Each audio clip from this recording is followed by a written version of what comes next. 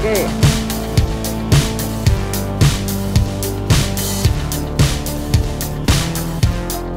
How's it going, guys?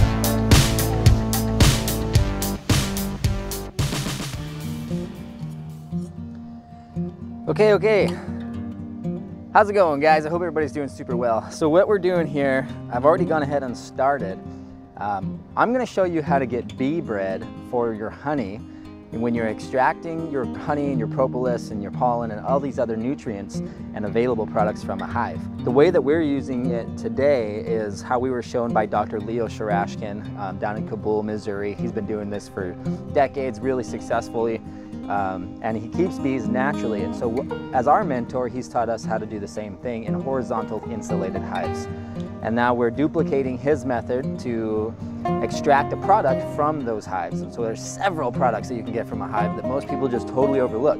One of the things that's really beneficial about keeping hives non-traditionally is that we're able to extract all those extra elements from within the hive without any chemical intrusion, without any kind of pesticides, herbicides, synthetic sugar foods, none of those things. We don't do any of that. We check the hives only when the need arises to check the hives. We don't bust them all open and jump right into the brood chamber, releasing their microclimate inside and disturbing what they've created. We're very gentle, we're very subtle, and we only interact with the frames one at a time, systematically, to the point where it's unintrusive, uninvasive. And so we really let them thrive in their natural environment, and then we don't add any kind of chemicals or substitutes in the winter for feed or anything else like that. And so this is a true organic raw product. You can't get this in any other way. So what we have over here is, oh, some Japanese beetles. So what we have right here is a whole container full of honeybee comb. Now this comb was extracted from a wild hive in northern Missouri, and we're just hanging out here at the base for the day. We've been here for a little while. It's a real beautiful place, so you may or may not hear some things in the background. That's just part of the nature of the beast today. But the process here is we're gonna be taking that comb, we're gonna be throwing it in here, and we're just gonna press it. And I'm gonna just show you a quick little snippets of what that does, and then I'll explain a little bit of why we do that and what Beebread is and why you want it in the first place. Out of all of the products that you can get from the hive, Beebread packs the most nutritional benefit out of any other substance. It's one of those things that once you taste it, you really understand what I mean. And it's a very distinct flavor. It's a very crisp and unique flavor. It's something that isn't quite sweet, but isn't not either. It's a little bit of a sour punch to it. Maybe that's a poor description. It's really difficult to describe. But I encourage you to try this, get some for yourself, and you'll understand what I'm trying to explain. So we're just gonna go ahead and get started here. We'll show you the after product after we fill some of these jars and we press this down. There'll be a little bit of E-roll for you to see kind of the process and how it comes out through these side holes here, and then what benefits there are at the end. Okay, so another quick thing. This extractor here, this press, is built like a tank. This thing is rock solid. It's just beautiful. The only thing that I could see ever going wrong with this is the metal cage here, which is replaceable, that's not a big deal, is detachable. And while it's kind of seam welded on one side, it is the least strong of the whole thing. But the whole thing is just incredibly resiliently built. I mean, they really did this well. If I'm not mistaken, I think it's actually a German product. I picked this up from Dr. Leo Sharashkin down in Kabul, Missouri. You can check him out at horizontalhive.com and you can get yourself one of these. They run about 400 bucks. Totally worth the investment. Don't skip out on it. But then one quick pointer after you've got this that I want to show you. So once you crank this all the way down, it actually only goes to maybe a ½ inch, roughly somewhere in there, down to the surface. So there's just a slight gap there. So what we did is we went ahead and already started, and I pressed some down already. We extracted some Beebread and some honey already, and that's gonna leave a nice little layer of compact comb at the bottom. So when I throw in the rest of this, I can just keep building it up all the way up there and pressing it back down there, and I won't have that gap at the end. The first time we ever tried to use this, I just had a little bit, and I ended up cranking this thing all the way down, and it maxed it out, and it couldn't press the comb. And I was like, what? So to avoid that mistake, fill it up nice and tall before you crank it down, and you won't have that issue. That's all Beavread. So Beebread is like the pollen, the propolis. Inside all of the combs, there's various nutrients or minerals or substances that the bees put all together. And when you press the comb, it separates the bee bread, what's inside the comb, from the comb itself. And the comb is just wax.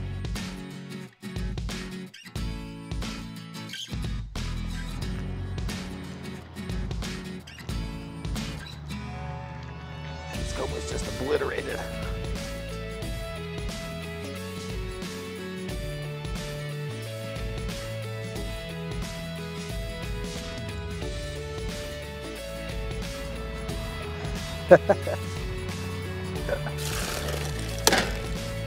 Okay, so something to keep in mind while you're doing this. I have some colloidal silver that I use to sterilize all of my equipment.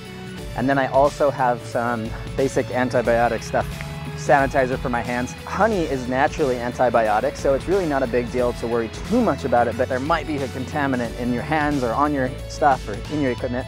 So always start off with clean equipment, especially in a situation like we are right now where I'm just gonna be touching things. I was just over there touching that. I got things I need to clean on my hands. And so I'll be running in through a quick little cleanup on my hands before I dive in any further. Our location's a little bit unique for that, but I encourage you, stay clean and sanitary as you're doing the process. Okay, so this thing is really cool. It just folds right up. Then you put your washer on one side and then thread on the knob. And then we just start cranking this down. Check this out. This is really cool.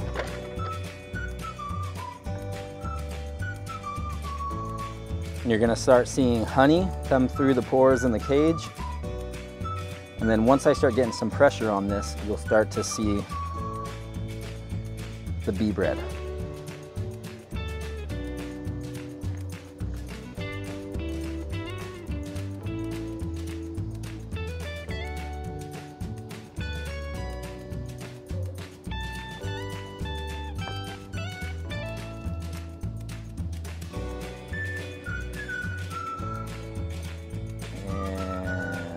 You can see all those air bubbles in there. That can be avoided with letting it settle with the lid off for just a period of time. All those air bubbles will come to the top, pop, and leave the jar full of nothing but honey and bee bread, of course. Okay, so now that I'm cranking it down, I want you to pay really close attention to these areas right in here. This is where it's going to start to press out because I'm starting to get some pressure on it.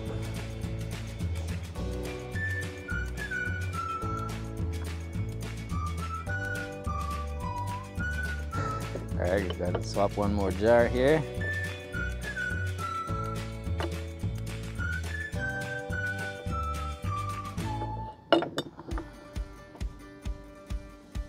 So this stuff up here, this is all the bee bread coming out. That's the combination of almost all of the nectars and the pollens that are jammed into the honeycomb within the hive that most people just don't ever see. You never see that stuff. On a day-to-day basis, folks just see honey. Just really processed, sterilized, heated, chemically inundated honey on store shelves. And so you're missing out on a whole category of available nutrients, superfoods, and powerful enzymes, probiotics, and just incredibly beneficial substances that come from nature by not getting involved with doing this naturally. Okay, now I've got a lot of pressure on here, so now you're gonna start seeing lots of bee bread as I crank this down. And I only want to crank it down a little bit at a time. Give that stuff that in the center time to get to the edges. Pause and then crank it down again. Okay. Now this, if it's in a permanent location, would be really a lot easier to do. They do have these really nice holes on the feet drilled out so that you can mount it down on something, because once you start to get good pressure on this thing like I have now, it can be a little tricky to hold it in place. I'm just gonna grab my handy dandy knife here. So this is the bee bread come out right here.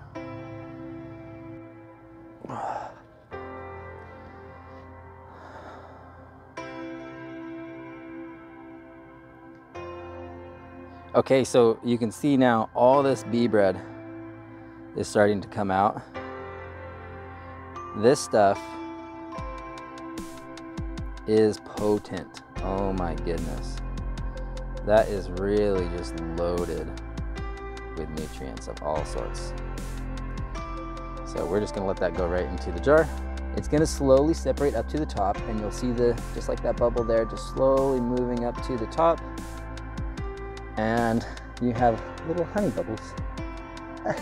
The way that I see things is nature has more nutrients than 9 out of 10 other places you can get things directly from the source anyway. And so I'm not too picky about cleaning my honeycomb of maybe some bees that were in there, maybe a couple larvae that I missed. You know, in this particular case, we're getting some of the bees that were in that comb that we just could not clean out because there was thousands of them flying around that just unavoidably made it into there.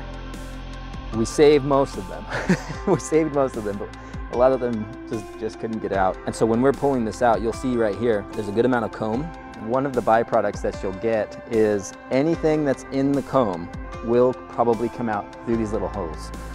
The bulk of it will remain on the inside, and you'll be able to boil that down and save the wax, create candles, things like that. But even little pieces of bees and other things can make it through. Okay, so I've got tons and tons of Beebread now. So I'm not gonna focus too much on getting more Beebread out of this. I'm just gonna press the rest of this for the honey. And so I'm just gonna press it a little bit lighter pressure. And then once this fully separates in the jar, you'll have a nice jar of pure honey. And then up at the top, you'll have this little segment of where all that Beebread rose to the top in the honey. And that's really what makes the difference in a Beebread honey versus a regular just processed honey extraction is that you have that extra substance. All that extra nutrients, probiotics, enzymes, pollen, nectar, all those things. That's why I do it the way that I do it. You do it how you want to do it. And we're just gonna bust out the rest of these, and then we'll give you the final shot of what it's all like when it's done. Okay, so one issue that I recognized, I think they did everything in this press really, really well. It really is built like a tank. But this cage, there's a couple issues. Number one is this, getting that off of here, once you've really cranked it down, can be, I gotta shove my knife in there and kind of scrape it around on the inside. But if it were lashed down right there, it wouldn't come up when I'm cranking this up. You can just do what I do and scrape it down. Hi, bud. You want to do it? Yeah, I'll let you do it.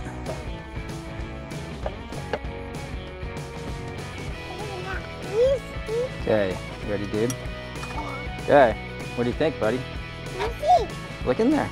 Let's save that. Will you hold it for me? Keep it safe? Okay. Yeah. Don't touch them. Why not? Yes, the bees on them. The bees on them? Yeah.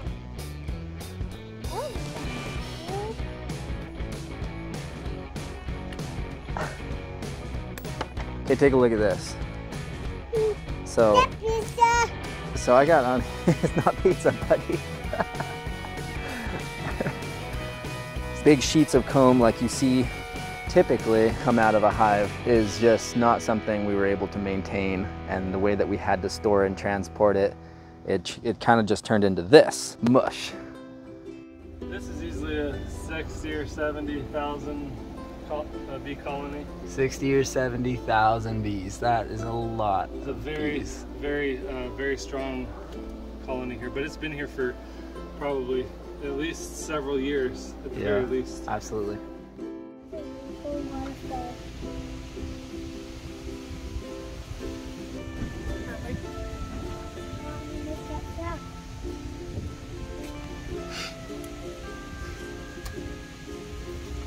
It feels weird when we put on our things. We're going to be.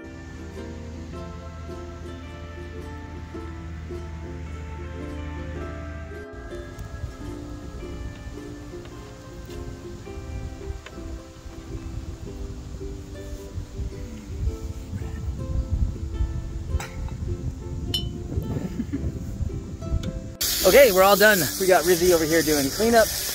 I'm going to show you a quick trick on how to get this super clean if you're using the same thing we're using. So all these holes fill up with that Beavread and that wax, And so all she's doing here is spraying it out with that high pressure hose.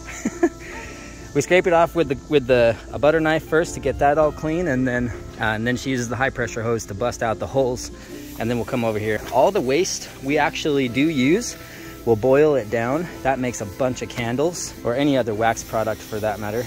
The honey itself turned out great. There's a good amount of honey here, and the Beebread is settling up to the top. And I don't have enough jars, so we had to use this guy here. Okay, we got the table clean. We still have a little bit of beeswax remnants, the byproduct of the process. Today I was thinking we would donate this to a local beekeeper that can melt it down to make some candles. Nothing is wasted from a hive. Everything that comes out of a beehive can be melted down, processed into something, if not left in its raw state, as an extremely medicinal and healthful whole food. Think outside the box, and if it's not something you want to do, like our situation right now, being on the road and getting ready to be on the road full time, this is really difficult to do in a living room in a camper. Realistically, if we absolutely had to, we could get the big metal pot, just like the one we've got right there with the honey in it, and then we could put all that inside there, and we could fill it up over the water or over the fire pit, boil it, and then go through that full process to melt that wax down and purify it of all of the impurities we have on the table right here. It's not something that we're really interested in doing because of our mobility right now, and so we have some stationary beekeepers locally around us that we can donate this to that will then take care of it from there, alternatively to just throwing it in the trash. So I encourage you to think like that. Think outside the box. Let everything serve a use and serve a purpose. So we're gonna get some cool photos and videos of the honey laid out so you can see just how much honey we got out of this beast, and then we'll go from there. Okay, so what we just did is incredibly awesome. So Beebread is also known as pollen, right? In a hive, when you open up a frame and you pull it out, what you'll see on that frame is a bunch of different cells, all with their own inputs from the hive. Whether that be larvae, or whether it be their brood, right? Or if it's gonna be capped honey, uncapped honey, you can have some pollen, or otherwise known as Beebread. And a cool fact about Beebread is it's actually the hive's primary food source. The bees will actually eat more of the pollen and the Beebread than they do of the actual honey as a food source because of its nutrient density. And Beebread is ultimately just all the pollen and the nectar from the flowers of the fields and all the forests and the areas that they're flying and foraging when they bring that back into the hive. And it's full of fatty acids, some simple sugars, and various minerals and vitamins, and some proteins. And all of that is available to the hive in those cells. And so when we smash this down like we just did, it allows that pollen to be excreted through the wax out to the edge of our press here and come out those cells, and then makes it available to us. And so now we have right here all of the Beebread at the top of the honey jars, and then the honey itself full of enzymes and probiotics, and it is a whole food. This is a whole food. Honey from a store shelf is barren of almost all native life and nutrition, and we have right here available to us a powerhouse. Okay, so this is actually one of the coolest parts about this process. This honey here, while I've gone on and on about the nutritional benefits of the pollen and the Beebread, which, just to clarify, I know I used both of those terms throughout this whole video. They're the same thing. Pollen is Beebread. The only difference in the way that I'm speaking about it is, relatively speaking, is the way that I've excreted it out, but through the pressing process, brings with it almost everything else that's in the hive as well. And so to me, it makes more sense to use the term Beebread, because it's kind of a concoction of all of those things, rather than if I had taken tweezers into the cell and pulled out a piece of pollen, right? And so they are the same thing ultimately, but through using this method, you have quite a few other things that are in there as well. Everything from even propolis to the wax itself makes it into the Beebread. And so this is really packed honey, really nutrient dense and wonderful superfood of a honey jar. But what's really cool about this process now is that I get two products out of this single jar. It's an intense process, and there's not a lot of it in a hive in comparison to the actual honey product. And so once you go through this process, what you're sitting on here is not just a nutritional benefit, but it's also a high market value product that you just got out of your hive. People just totally overlook. So from a permaculture perspective, it's incredibly important that we look at everything we can get out of a hive. And as I described earlier, we're not using the wax, which is typical, to melt that down and use that for another product like candle wax, for example, which is my favorite way to do it. We're donating that to another beekeeper that's going to be able to use that comb for their purposes. And again, we reuse and recycle. Nothing is wasted. Nothing is wasted.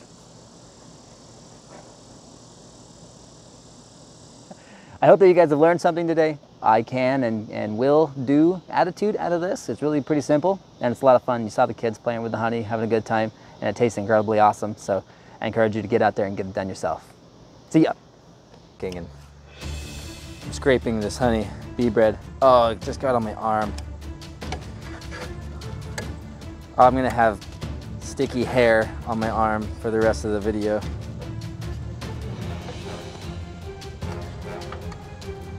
You ever had sticky arm hair?